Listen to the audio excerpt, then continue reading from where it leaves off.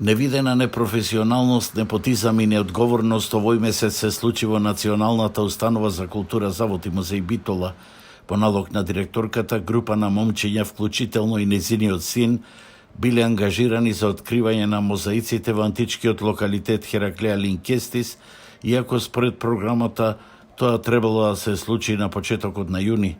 Меѓутоа, момчињата дилетанти за ова работа, без надзор на стручни лица, конзерватори и реставратори, од заштитната песок што се поставува во зимскиот период, откриле 7 мозаици и притоа направиле сериозни оштетувања на неколку места. Директорката веројатно сакаше да се забошоти овој случај, но сепак на Фејсбук излегува фотографии, а опозицијската ВМРО ДПМН излезе со соопштение и јавно побара обвинителството по допрен глас да го испита овој случај.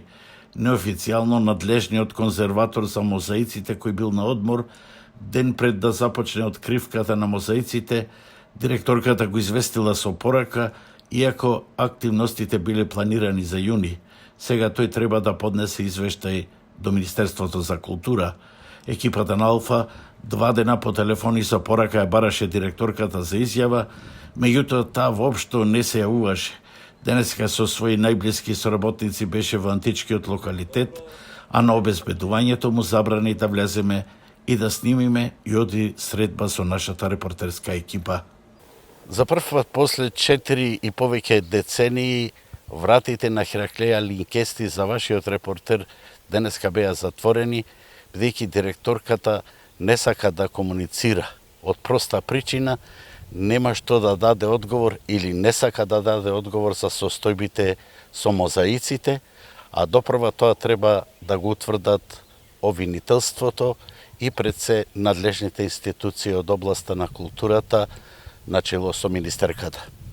Во Хераклеја Линкестис постојат 13 мозаици од 4. и 5. век на површина од над 1100 метри квадратни и се сметаат за бесценето културно богатство.